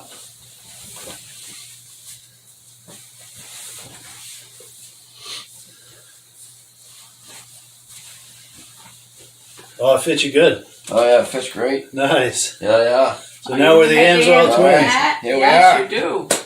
Yeah, thanks an awful lot. Yeah, this is amazing, Rob. Thank you so much. Yeah, and got a hoodie. Yeah, we'll get the hoods going. Yeah, there it is. And to anyone who's wondering what started all this, this is a video message that Midge did to Rob a little while back. I'm going to play that right now in editing. Yeah. So you can see what started all this. And Yeah, when we were announcing the 2023 inductees for the Eastern Snowmobile Racing Hall of Fame, I knew Ron was an Amsoil dealer, and he always advertised the Amsoil products on Mike's podcast every Thursday night, and he's a mainstay of that event right now, and he and Mike have collaborated on the Amsoil products. So I thought I would throw a pitch his way, and I brought up my little gallon jug of racing oil, Amsoil racing oil, that I use in my Polaris sled. So yeah, and he appreciated it. Yeah, I for guess sure. so. Yeah, and it's a very nice gift, and I appreciate that. For so. sure. So yeah, gotta love those hoodies. I'm wearing it tonight. That's right. That's right. And I would be wearing it too, except I'm in an upstairs bedroom and it gets really hot up here. So there's no way I could wear that. But I wear it out, and my girlfriend loves to wear it too. But yeah, thank you so much to Rob for that. We really appreciate that. And Rob said he's watching. In fact, here we go. He's making comments. Cool deal. Cool deal. So we've got one last video clip, and it's going to take a minute or two to set it up. And I'm glad I think we've got just about enough time. So this last video clip involves Midge. And where do I start with this? I want to go back to the very beginning as to what motivates Mike to do these all this vintage snowmobile stuff on social media, the videos and all the rest of it. It goes back to a few different things. There's a few pieces of that puzzle. The first one, of course, let me get to the right screen.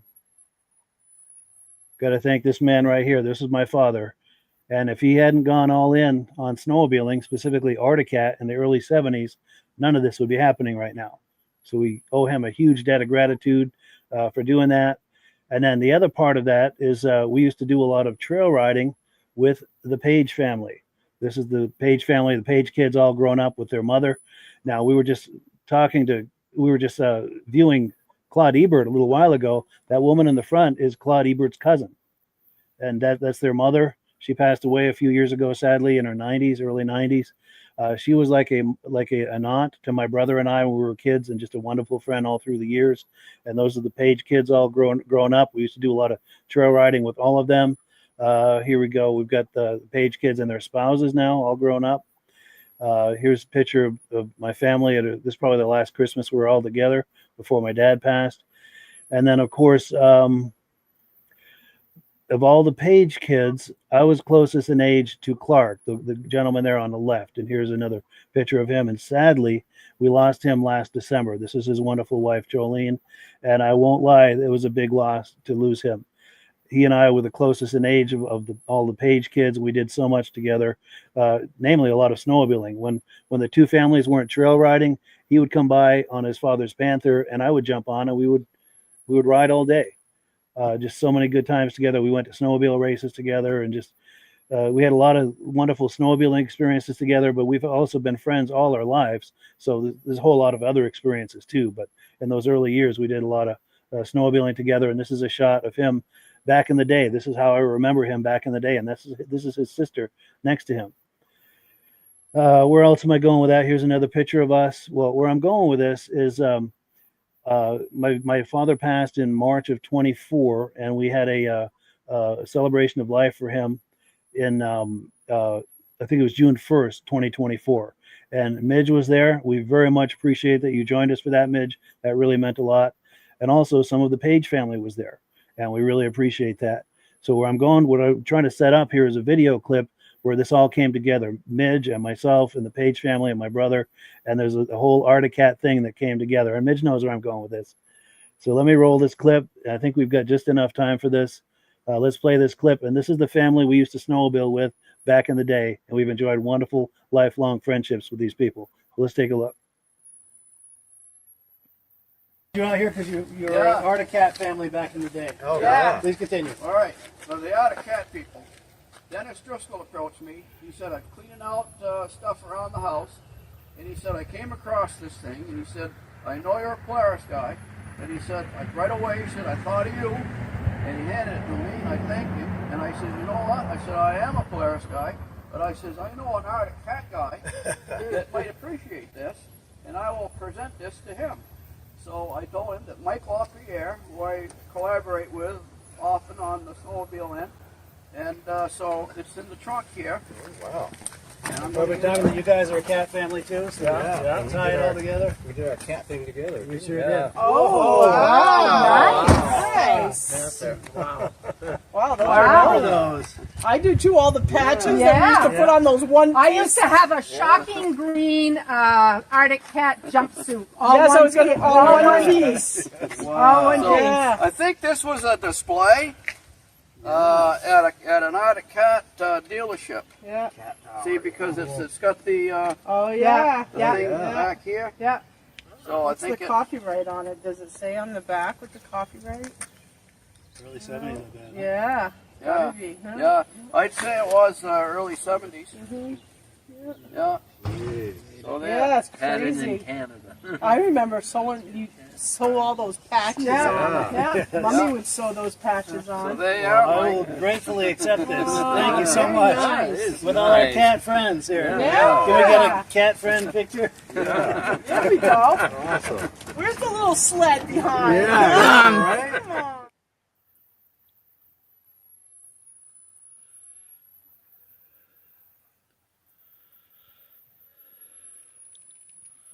So yeah, there are all the cat patches on that board, and those patches are behind some plastic. So there's no way to really adjust those without destroying the integrity of that. But one of the things I wanted to say real quick, these are the Page family that showed up that day. Now my friend Clark I was talking about, he was living down in Virginia at the time, so he wasn't able to make it up. But the woman on the left there is Linda. She used to babysit my brother and I when we were young. And then her sister Sunshine, the next one in, she and my brother are the same age. And my brother's on the other side of me. They're on the right side, and Sunshine's just on the left side. The two of them are the same age. They were in the same class all through school, very close friends. And you can see they kind of went in for a hug there for this picture, which was really cool. And then to the right in the dark shirt is Robert. He's one of the older brothers of the family, excellent friend. And then the gentleman on the right is Sunshine's husband, Sinam. And I've known him since we were little kids as well. So just you want to know. Oh, and then the other thing too is when we used to go snowmobiling together, they had Arctic Cats, we had Arctic Cats, the clothing, the whole experience. You wonder why Mike's a cat guy. Well, there's your answer. These are the cat people, and you remember that old ad campaign, "Good Times Are Coming on the Cat." Well, it felt at the time that we were the living embodiment of that, and good times certainly were coming on the cats for us anyway. We sure had a good time. Just wonderful memories snowmobiling with his family. And just a wonderful friendship all through the years, wonderful lifelong friendship with his family. So if I didn't have these headphones on, I'd give a big hat off to them. Just a wonderful family. And in the 2 or 3 minutes we've got left, Midge, anything you wanted to add to that? And I want to thank you, by the way, one more time for giving that to me. Yeah. You're the first guy I thought of when Mr. Driscoll gave that to me. Dennis Driscoll was a Polaris guy. And he bought a Polaris off from Dick and I back in the day. And he joined the Navy, and he stayed in the Navy for his entire career. And he's still down in Washington doing something with the government. And but he found this, I think, at a yard sale somewhere, and he gave it to me. And of course I told him, I said, I know a guy that would love to have this. So unfortunately, we're coming up to a solemn occasion, with your father passing, to bring that up. But that did help brighten the day a little bit. And Yes. I'm sure your father's looking down and saying, wow, Absolutely. And I'm Yeah. glad you mentioned that, because there's one image I forgot to pop on the screen. And this is one of my best friends on the right, Clark, and my father. The Yep. two of them were very close. And I like to believe they're with us in spirit tonight. Yeah, you're darn right they were. Yeah. I sure hope they are. Yeah. Yeah, because those two guys have a lot to do with why this podcast exists and all this stuff I do on social media about vintage snowmobiles. Did Clark ever make any of your podcasts, Mike, when you first went on? Or? No, he used to watch them from time to time. You used to watch them, yeah. Yeah, I couldn't get him interested in coming on as a guest or anything, but he and I used to do a whole lot of snowmobiling together. We went to races together, and just could not ask for a better friend. Yeah. Wow. Lifelong friends. But and this is an image too. This is how I remember him back in the day. That he would have been 10 or 11 there, which is when he used to come by and pick me up on the snowmobile, and that's his sister Sunshine next to him. Yeah, that's how I remember him back in the day, when we used to all go snowmobiling together as families, and we did everything together as families. That we were neighbors, and we used to do everything together. Yeah. Just a wonderful family. Yeah. But we're running out of time here, and this apparently shuts off automatically at the 2 hour mark, and we're right up against that. So I'm going to say goodbye. Thank you to everyone. We really appreciate it. And before we get shut off, I'm going to shut it off. But thank you, everyone. Have a wonderful evening. Mike. And we'll catch up with you Bye, next everybody. week. Love you all.